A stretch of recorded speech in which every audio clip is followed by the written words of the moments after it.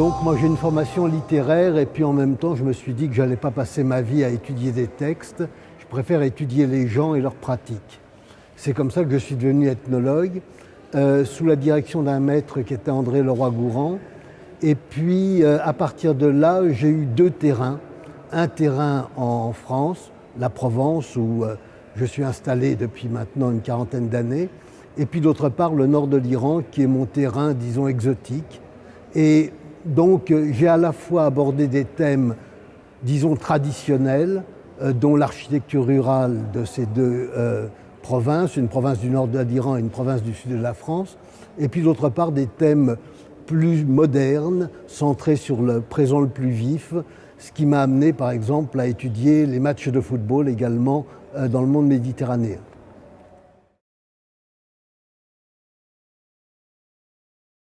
On a eu une grande vogue d'amour des territoires dans les années 70, qui contrastait un peu avec ce que l'on avait connu dans les décennies précédentes, où il fallait surtout moderniser les campagnes, émigrer vers les villes. Il y a eu ces phénomènes de réurbanisation, il y a eu ces phénomènes de résidences secondaires qui sont absolument massifs dans les années 1960-1970. Et puis il y a eu aussi tous les mouvements de réappropriation des identités territoriales et provinciales dans les années 70, donc avec les mouvements régionalistes divers. Aujourd'hui, ces mouvements se sont un peu estompés, mais ce qui reste, c'est néanmoins un amour de la campagne, un amour du territoire rural, pas seulement des paysages, mais aussi de ce qui signe un peu ces territoires ruraux, l'architecture rurale, les produits locaux, les techniques et les savoirs traditionnels dans telle ou telle région. Et donc on a un phénomène d'attachement au pays qui n'est plus lié simplement à la résidence principale.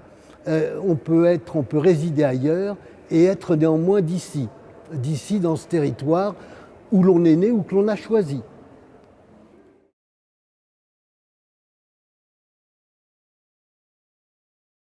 Architecture paysanne voudrait dire que ce sont les paysans qui ont construit ces maisons. Or, ça je crois que c'est un des mythes contre lequel il faut lutter, le mythe de l'autoconstruction. Puisque jadis, au contraire, on recourait à des artisans spécialisés pour des tâches spécifiques, et c'est plutôt aujourd'hui qu'on trouverait des autoconstructeurs ou des gens qui s'intitulent eux-mêmes constructeurs. Architecture rurale va aussi dans la mesure où là, il n'y a pas ce présupposé d'une culture architecturale complètement propre au monde paysan. Rural veut dire néanmoins qu'il s'agit d'exploitants agricoles et qu'il y a une correspondance entre les formes et les fonctions de la maison. Alors c'est pour ça que je préfère vernaculaire, parce que ça laisse la porte ouverte aussi bien à un usage traditionnel qu'à un usage recomposé aujourd'hui par d'autres résidents.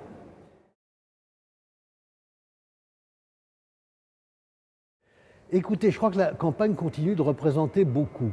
Il y a peut-être plus que 2% d'agriculteurs dans la population active, mais néanmoins il y a un intérêt pour la campagne comme autre lieu, lieu de l'autre maison, le lieu de l'autre résidence, avec à la fois une conception de la nature qui demeure extrêmement vive dans nos sociétés et en même temps un goût pour le patrimoine culturel qui n'est plus seulement le grand monument, mais aussi le petit patrimoine ou le patrimoine qui n'est pas habituellement protégé, le patrimoine dont ne s'occupent pas beaucoup les responsables des monuments historiques. Et donc il y a cette valorisation de ce patrimoine qui est très sensible dans différentes couches de la population.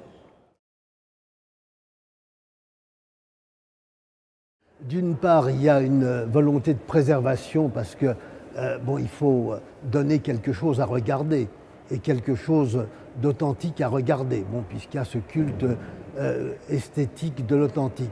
Et puis en même temps, il est évident que s'il y a de grands flux de population, il va y avoir quand même cette volonté de s'installer dans des lieux parfois plus confortables et plus fonctionnels, et donc cette culture pavillonnaire qui risque de se développer et qui s'est développée d'ailleurs dans les années 70-80. Ce qui gêne en général, c'est qu'on n'a ni une esthétique contemporaine, moderne, ni une architecture moderne qui s'adapterait au paysage, ni véritablement une architecture traditionnelle. On a une sorte d'entre-deux avec des prescriptions données par les services départementaux ou régionaux de l'architecture, des pentes de toit, de fausses tuiles. Vous voyez donc un pastiche, et je ne crois pas que le pastiche soit la solution.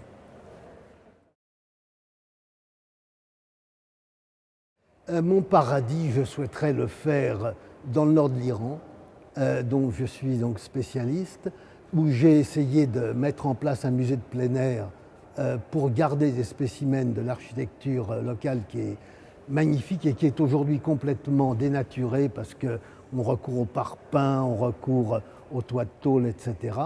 Mais il faudrait que le régime iranien change pour que ce soit un paradis.